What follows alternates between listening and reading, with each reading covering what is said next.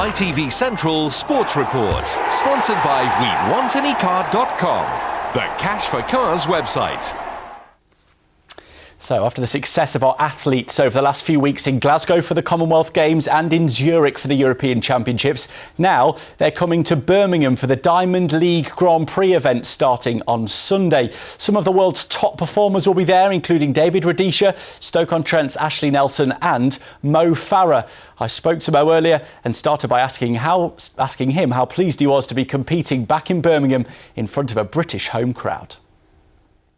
Yeah, it's very special for me. The memory still stays with me, and competing at the Olympics and having 75,000 people cheer for you. But at the same time, I love competing at home, and the home crowd gets really behind us. And I remember a few years ago, came down to sprint finish. I mean, you come into this competition on the back of a fantastic European Championships. Given the year you've had, can you still believe what you managed to achieve over there? Yeah, it's been a tough year for me. I struggled through the year, with illness and, the marathon. But, I'm back again where I belong, and it's nice to be back competing again and, winning medals for my country. Now, we have seen this ice bucket challenge. It's going round everywhere, and I've just seen in the office before I came down here, we've got some pictures of your ice bucket challenge. I imagine you're quite used to an ice bath, but it still seemed like it was a bit of a shock. It is a bit of a shock, I got nominated by Loine Dang, so I had to do it, and it was very exciting, and I did it, at St Mary's, and I just leaned on my daughter, my wife, just for a bucket of ice over my head. I was like, ah! But it was good. It's for good cause, and like myself, for the charity, I have Mo Farah Foundation, which I'm going to have the ball on the 28th of August, which is going to be exciting. So we're trying to still get rid of tables. So if anyone's interested, go on mofarah.org. Oh, well done for getting that in, Mo. Thanks very much for joining us, and good luck for your competition over the next week. Cool, no worries. Thank you. Yeah, great to hear from Mo Farah there. Should be a good competition next week. A bit of football now. West Brom say they've beaten a host of top European clubs to secure the signing of Georgios Samaras on a free transfer. The former Celtic striker has signed a 2-year deal with the club, but won't be involved in tomorrow's game against Southampton. He's manager Alan Irvine's 9th summer signing and will wear the number 30 shirt. Aston Villa got their season off to a perfect start last weekend with a win over Stoke, and with the prospect of seeing a few of the new signings on the pitch during tomorrow's game against Newcastle, as well as the announcement of new Chief Executive Tom Fox yesterday, there's a good feeling around Villa Park for their first home game of the new campaign.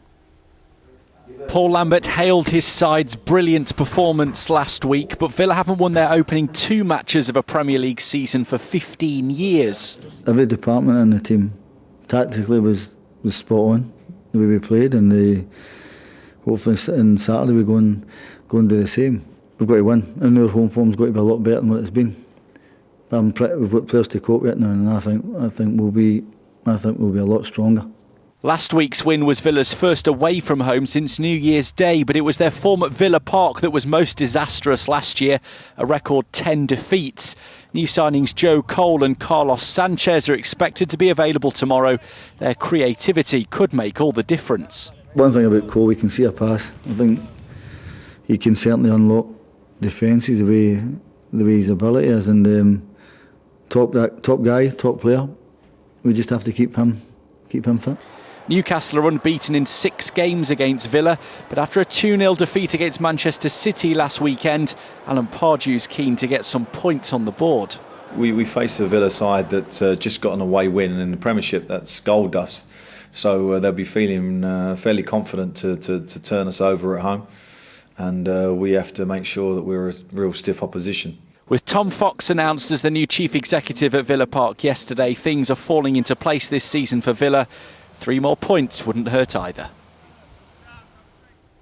Well, that game tomorrow is the early kick-off at 12:45. Elsewhere on the second weekend of Premier League action, Leicester travel to Stamford Bridge to take on Chelsea, while West Brom are also on the road against Southampton. Stoke take on Hull on Sunday.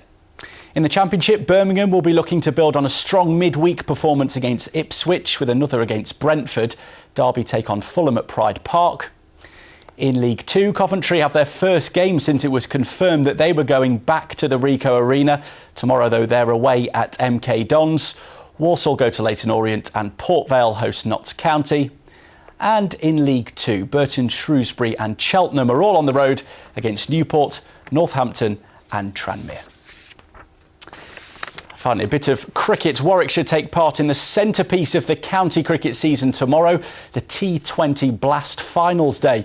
They're competing for the first time this year as the Birmingham Bears, and it'll be the first finals day for batsman Laurie Evans.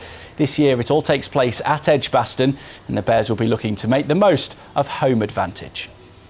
For some of us who are never going to play international cricket, this will be the biggest crowd we've played in front of.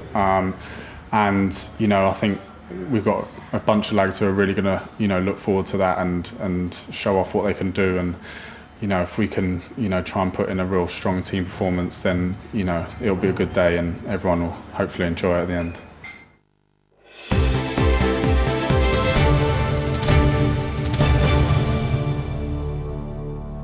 And that is all the sport. Coventry's last home game, their next home game at Gillingham next Friday the 5th of September, they've announced that is going to only be £10, so there could be a full house. Fantastic. Great stuff. Michael, thank you. Thank you. Now, from a job at the deli to a performance with Dolly Parton. Abby Davis works at her local supermarket but dreams of a career as a country singer. And at the age of 19, she's already climbing up the iTunes chart and performed with the Queen of Country. Mark Goff has the story.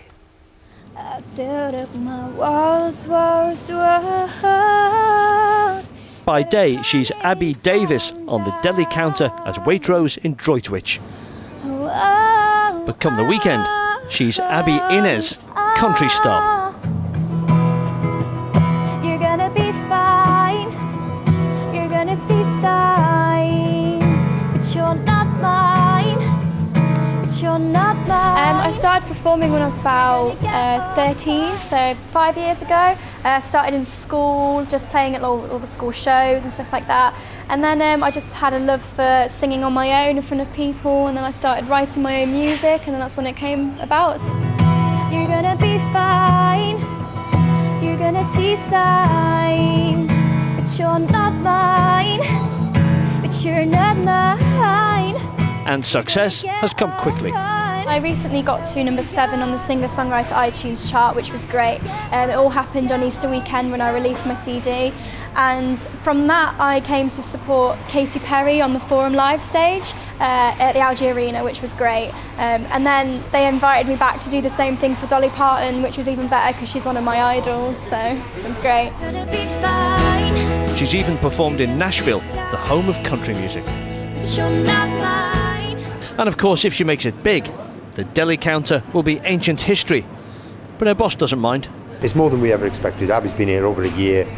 She's in the beginning, she was very quiet, fantastic with customers, and then all of a sudden we find out about her singing career, and it's opened her eyes to everybody. She's an inspiration to all the youngsters coming through who are just coming here, maybe working a Saturday job, and this is what Abby does. She comes here, does fantastic with the customers, and then goes out and does a fantastic singing career.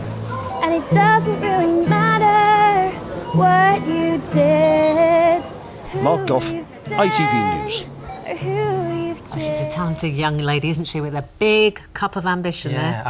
Very good. Mark Goff only went in for some apples, bit of ham for the weekend, couple of Scotch eggs. Got the All story. Good. Got the full story. Great journalism. Yes, absolutely, as ever. Now the bank holiday is almost here, so what does the weather have in store? 2 things, Janelle, we can guarantee if it's a bank holiday. It's probably going to rain, and somewhere there'll be a Bond film on. Well, yeah, exactly, and you're exactly right. So it is bank holiday coming this weekend, the last one for a while. So, of course, it's not going to be all that pleasant. And it's early, too, for August, actually.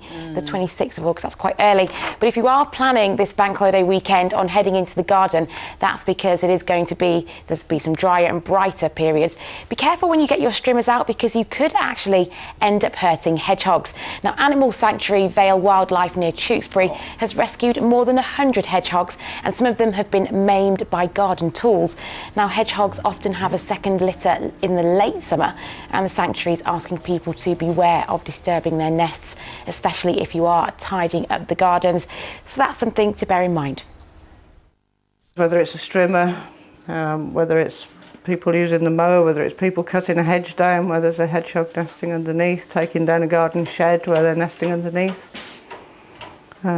Dogs, people's dogs going out into the garden and finding a hedgehog. And now here's your full weather forecast coming up now.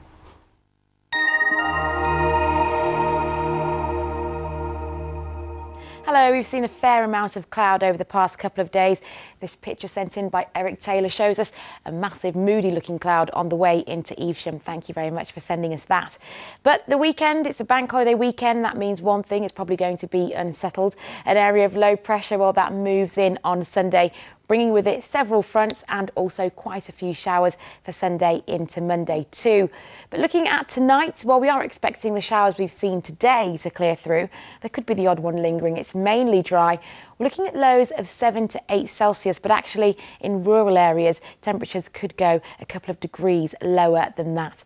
Into tomorrow morning, a cool start to the day because of a chilly night. We'll see a couple of showers feeding in tomorrow, fewer than today. But what we will expect is that some of them may be a touch heavier than the showers we've seen today. Highs of 17 Celsius tomorrow, but for most of us, we're looking around 13 to 15. And actually a northwesterly breeze means it may feel even a touch cooler than that. The bank holiday weekend, well, Monday, it looks like we're going to be seeing quite a few showers on Monday and it will feel cool once again. But as we work our way backwards, well, Saturday night into Sunday is going to be a very chilly night. On Sunday, it'll be cloudy. Then we see those showers coming in just in time for bank holiday Monday. See you later. And just before we go, a reminder of tonight's top stories on ITV News Central. A woman from West Bromwich has been reliving the moment she suffered a broken neck when the coach she was in crashed. Charlotte Beckles headed to Weston-super-Mare when the coach rolled over on the M5. And the new Police and Crime Commissioner for the West Midlands has been announced as Labour's David Jameson. The election was called after the sudden death of the previous Commissioner, Bob Jones, last month. Turnout, though, was very low. Just over 10% of people voted. As always, more details on our stories on the website, itv.com/central. From us, though, all the team here, have a lovely bank holiday weekend. Bye-bye.